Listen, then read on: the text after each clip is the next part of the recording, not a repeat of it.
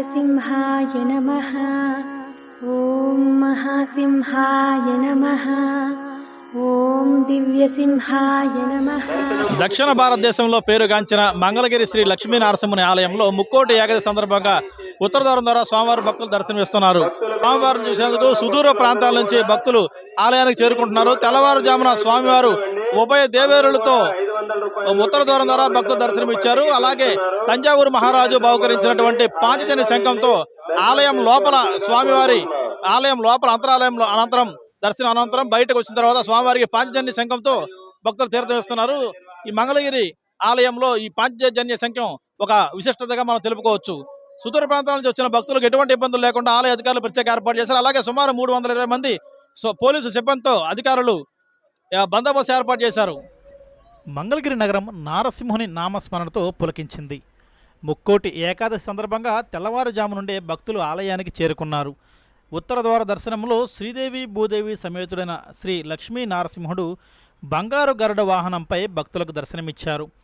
రంగురంగుల పువ్వులతో ఉత్తర గాలిగోపురాన్ని సుందరంగా తీర్చిదిద్దారు. స్వామివారి రాకతో భక్తులు ఒక్కసారిగా నమో నారసింహ గోవింద గోవింద అంటూ నారసింహ నామస్మరణతో ఆలయ వీధులన్నీ మారుమోగాయి. స్వామివారిని పలువురు న్యాయమూర్తులు, మంత్రులు, ఎమ్మెల్యేలు, అధికారులు దర్శించుకొని శంకుతీర్థాన్ని స్వీకరించారు. పలువురు దాతలు తెల్లవారుజాము నుండే భక్తులకు ప్రసాదాలు పంపిణీ చేశారు. మంగళగిరికి చెందిన శాస్త్రీబాం సంస్థ ₹5 విలువైన సుమారు 20,000 జెండుబాం డబ్బాలను భక్తులకు వితరణ చేశారు. క్యూ లైన్లో గంటలు వేచి ఉండాల్సి రావడంతో భక్తులు కొంత అసౌకర్యానికి గురయ్యారు. ఆలయానికి రాలేని వారి కోసం ఆలయ అధికారులు సీసాల్లో శంకుతీర్థాన్ని అందజేశారు. ముక్కోటి ఏకాదశి ఉత్సవ విశిష్టతను ఆలయ ప్రధాన అర్చకులు మాల్యవంతం శ్రీనివాస దీక్షితులు గారి మాటల్లో వినండి. జయ నారసింహ, జయ జయ నారసింహ. ఇది మంగళాద్రి క్షేత్రం మంగళగిరి. గుంటూరుకి విజయవాడకి మధ్యలో ఉంది. విజయవాడ నుంచి 11 కిలోమీటర్లు, అదేవిధంగా గుంటూరు నుంచి 22 కిలోమీటర్ల దూరంలో ఈ మంగళగిరి అటువంటి క్షేత్రం మంగళాద్రి క్షేత్రం ఉంది.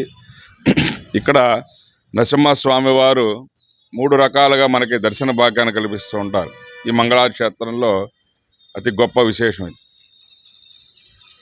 భక్తులను రక్షించుకోవడానికై స్వామి నరసింహావతారం ఎత్తిన తర్వాత ఆ నమూచండు రాక్షసుడు కూడా స్వామి యొక్క భక్తులైన దేవతలను వాళ్ళందరూ కూడా హింసిస్తుంటే మళ్ళీ వాళ్ళని రక్షించడానికే స్వామి సుదర్శన రూపంలో స్వామి యొక్క సుదర్శన చక్రాన్ని ప్రయోగం చేసి దాని మీద సముద్రం పైన నురుగును కప్పి పంపించారు స్వామి. అది వెంబడిస్తుంటే చివరికి క్షేత్రంలో ఇక్కడ చిన్న బిళం లాగుంటే ఈ సూక్ష్మ రూపంలో జరబడి దాంకుని నమ్మూచేటువంటి రాక్షసుడు. అక్కడ ఆ నమ్మూచేండు రాక్షసు స్వామి యొక్క సుదర్శక్ను సంహరించిన తర్వాత స్వామివారు ఆ యొక్క ఉగ్ర రూపంతో అక్కడ ఉద్భవించారు. ఆ ఉగ్రాన్ని శాంతపడని చెప్పేసి దేవతల స్వామివారి కృతయుగనాడు అమృతం, త్రేతాయుగంలో ఆవు నెయ్యి, ద్రౌపరగంలో గోక్షీరం, కలియుగంలో ఇక్షురతంతో తయారు పదార్థాన్ని బెల్లపానకాన్ని స్వామివారి సమర్పిస్తుంటాం. సగభాగం స్వామి సేవించి సగభాగం భక్తులకు ఇస్తూ ఉంటారు. స్వామి తీర్థంగా మనకు వస్తే శంఖంలోకి వెనక్కి తిరిగి. అటువంటి క్షేత్రం మంగళాద్రి క్షేత్రం. అదేవిధంగా లక్ష్మీ సమేతుడై స్వామి మళ్ళీ భక్తులందరినీ కూడా స్వామివారి ఒళ్ళో అమ్మ కూర్చొని ఉంటుంది. ప్రతి ఒక్క క్షేత్రానికి వెళ్ళినా సరే స్వామి అమ్మ మన్ను చూస్తుంటారు. కానీ మంగళాద్రి క్షేత్రంలో స్వామి మన్ను చూస్తుంటారు, అమ్మ స్వామిని చూస్తూ ఉంటుంది. ఒక తల్లి తండ్రి దగ్గర పిల్లవాడిని అతని యొక్క కోపానికి కాపాడుతూ వాడిని సన్మార్గంలో నేను నడిపిస్తానని చెప్పి వాటిపై ఎటువంటి తప్పులు చేసినా క్షమించమని చెప్పేసి చెబుతూ వాడిని తండ్రి దగ్గర బెదిరిస్తూ మన ఆ యొక్క పిల్లవాడిని ఏ విధంగా కాపాడుతూ అతన్ని ఎట్లా అయితే సంరక్షకుడిగా చేసుకుంటూ వస్తుందో అదేవిధంగా ఆ స్వామి యొక్క ఉగ్ర రూపాన్ని మన మీద పడకుండా మన తరపున స్వామివారిని వేడుకోవటం ఈ మంగళాద్రి క్షేత్రంలో అమ్మ ఉండేటువంటి గొప్ప మహోత్తరమైన దర్శనం. అది మన యొక్క కోరికలన్నీ కూడా అమ్మ చెవు మన వైపు ఉంటుంది. అమ్మ యొక్క నోరు స్వామివారి చెవు దగ్గర ఉంటుంది. స్వామివారు మనకు అభయం ఇస్తూ మనకు కనిపిస్తూ ఉంటారు. ఇది మంగళాద్రి క్షేత్రంలో గొప్ప స్వామి యొక్క దర్శన భాగ్యం. ఇది రాకుండా మనల్ని కాపాడుతూ స్వామి యొక్క దివ్యమంగళ శాసనం మనకు అందజేస్తూ ఉంటారు ప్రతినిత్యం కూడా. అదేవిధంగా స్వామి యొక్క మంగళగిరి పర్వతం పైన గండబేరిండ జ్వాలా నారసింహస్వామి ఆ యొక్క జ్వాలలతో ఉగ్రం వీరం మహావిష్ణుం జ్వలంతం సర్వతోముఖం నృసింహం భీషణం భద్రం మృత్యో నమామ్యం. మృత్యువుకే భయం అంట నరసింహస్వామి అంటే. అటువంటి జ్వాలా నారసింహుడిగా స్వామివారు ఎగువ సన్నిధిలో ఉన్నటువంటి స్వామి యొక్క పర్వత శిఖరాగ్రాన ఒక జ్యోతి రూపంలో మనకు దర్శన భాగ్యాన్ని ఇస్తుంటారు.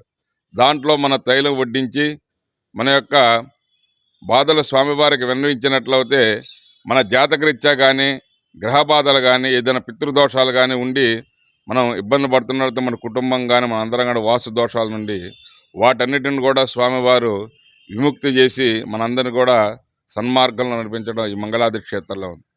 అదేవిధంగా వైకుంఠ ఏకాదశి ప్రతి ఒక్క వైష్ణవ క్షేత్రాల్లో కూడా అన్ని స్వామి యొక్క దేవాలయాల్లో చేస్తుంటారు ఉత్తర ద్వార దర్శనం. ఆ రోజు స్వామివారు వైకుంఠంలో భక్తులందరికీ కూడా ఆ యొక్క దేవతలకి ఋషులకి అందరికీ కూడా స్వామి దర్శన భాగ్యాన్ని కల్పించడం దీన్ని వైకుంఠ ఏకాదశి అంటారు. వికుంఠి అనేటువంటి ఒక భక్తురాలికి స్వామివారు ఇచ్చినటువంటి వరం, నాకు ఏకాదశి అంటే అత్యంత ప్రీతికరమైనది, ఈ ఏకాదశిలో అత్యంత ప్రీతికరమైన ఏకాదశి నీ పేరు పెట్టి నువ్వు ఉన్నటువంటి స్థలాన్ని నేను అక్కడే ఉంటా అని చెప్పేసి దాన్ని వైకుంఠంగా పేరు మార్చుకొని ఆ యొక్క ఏకాదశిని వైకుంఠ ఏకాదశిగా ఆ భక్తురాలకి స్వామివారు వరం ఇచ్చినటువంటి ఏకాదశి. ఈ రోజున స్వామివారు 30వ తేదీ తెల్లవారుజాము 4 గంటల నుంచి మధ్యాహ్నం 12 గంటల వరకు కూడా వైకుంఠ ద్వార దర్శనంలో బంగారపు గరుడ వాహనం మీద స్వామివారు వైకుంఠం ఏ విధంగా అయితే శ్రీదేవి భూదేవి సమేతుడే లక్ష్మీనారాయణ ఎట్లా అయితే ఉంటారో స్వామి అదేవిధంగా మన మంగళాద్రి క్షేత్రంలో నారసింహ రూపంలో స్వామి రాజ్యలక్ష్మి చంచలక్ష్మి సమేతుడై ఆ బంగారపు గరుడ వాహనం మీద భక్తులందరికీ కూడా స్వామి యొక్క దివ్యమంగళాశాసనాలు అందిస్తూ ఉంటారు. అదేవిధంగా ఈ మంగళాద్రి క్షేత్రంలో ఏంటంటే తంజావూరు మహారాజు గారితో సమర్పించబడిన దక్షిణావత శంఖం, దాన్ని పాంచజన్యంగా పిలువబడు, దాంట్లో ఓంకార శబ్దం వస్తూ ఉంటుంది ఆ శంఖం ద్వారా. ఆ యొక్క శంఖంతో స్వామివారికి తెల్లవారుజామున 12 గంటలకే పంచామృత అభిషేక వైఖానస ఆగమయుక్తంగా విక్షక్షయనారాధన పుణ్యావచనము పంచామృత అభిషేకాలు అంతా చేసిన తర్వాత ఆ యొక్క శంఖంతో తెల్లవారుజామున 4 గంటల నుంచి రాత్రి 9 గంటల వరకు కూడా వచ్చినటువంటి ప్రతి ఒక్క భక్తునికి కూడా స్వామి యొక్క తీర్థాన్ని అందించడం జరుగుతుంది. స్వామి యొక్క బంగారు పాదుకలు మన శిరస్సు పైన ఉంచుతారు. ఈ తీర్థాన్ని ఈ శంఖం ద్వారా మనం తీసుకున్నట్లయితే ఆ యొక్క తీర్థం మన గర్భంలోకి వెళ్తున్నప్పుడు మన గర్భంలో మనకి శారీరకంగా ఉన్నటువంటి రుగ్మతాలు కానీ ఎటువంటి దోషాలు ఉన్నా కూడా వాటన్నింటిని కూడా పటాపంచలు చేసి మనకి ఆయుర ఆరోగ్యాలను అందిస్తుంటుంది అటువంటి ఈ పాంచజన్యం యొక్క తీర్థం. అదేవిధంగా ఈ యొక్క పాంచజన్య తీర్థాన్ని ఏకాదశి రోజున మరుసటి రోజు ద్వాదశి రోజు కూడా భక్తులందరికీ కూడా ఈ తీర్థాన్ని అందించడం జరుగుతుంది. కాబట్టి భక్తులందరూ కూడా ఈ మంగళాద్రి క్షేత్రానికి విచ్చేసి జై నారసింహ జై జై నారసింహ అంటూ స్వామి యొక్క నామస్మరణ చేస్తూ ప్రతి ఒక్క భక్తుడు కూడా మన హైందవ సంప్రదాయ ప్రకారంగా సాంప్రదాయ దుస్తులు ధరించి నుదుటిన తిలకం పెట్టుకొని ఆ యొక్క క్యూ లైన్లో వచ్చి చక్కగా నిదానంగా ఎటువంటి తోపులాటలు లేకుండా స్వామి దర్శన భాగ్యాన్ని చేసుకొని వైకుంఠ ద్వారంలో స్వామి దర్శన భాగ్యాన్ని చేసుకొని స్వామి యొక్క రాజమార్గం రాజగాలగోపురం ద్వారా లోపలికి వచ్చి మూలవల్లేటువంటి శ్రీ లక్ష్మీనారసింహ స్వామి దర్శనం. అదేవిధంగా బయటకు వచ్చిన స్వామి యొక్క ముఖమండపంలో ప్రతి ఒక్క భక్తుని కూడా శంకుతీర్థం ఇస్తారు. కాబట్టి అందరూ కూడా ఆ తీర్థాన్ని స్వీకరించి స్వామి యొక్క కృపా కటాక్షాలకు మీ అందరూ కూడా పాత్రలు కావాల్సిందిగా మంగళాద్రి క్షేత్రం నుంచి భక్తులందరికీ కూడా స్వామి యొక్క దివ్య మంగళాశాసనాలు అందజేస్తున్నాం. జై నారసింహ జై జై నారసింహ.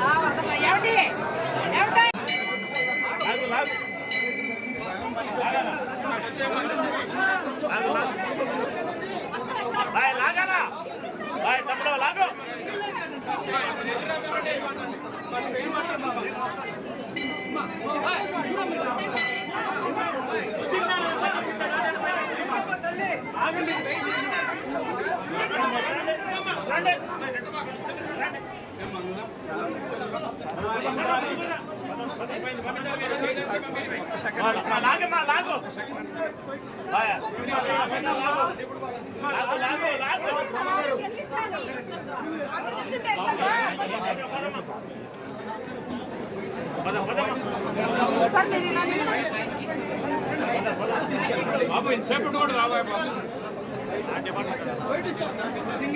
పదమ్మా పద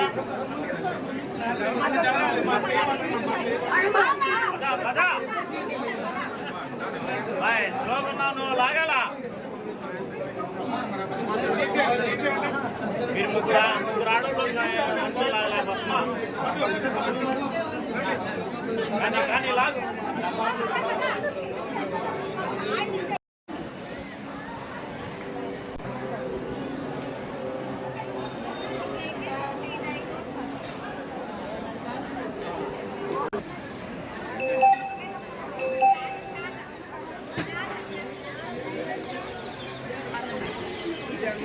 దివ్య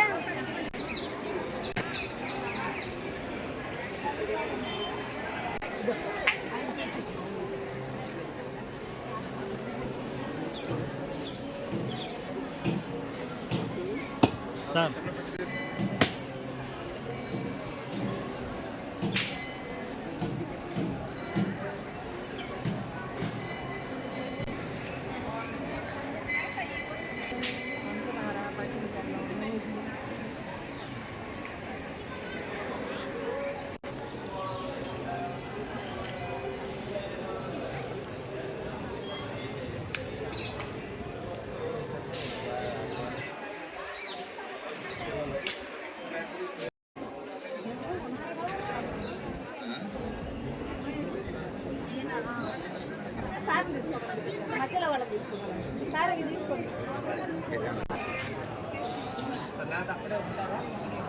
బ్యానర్ కూడా తెలియదు మా బ్యాంక్ తెలుసు బ్యాంక్ తరఫున బ్యానర్ కూడా తెలియదు నేను ఒక లొకేషన్ పెడతాను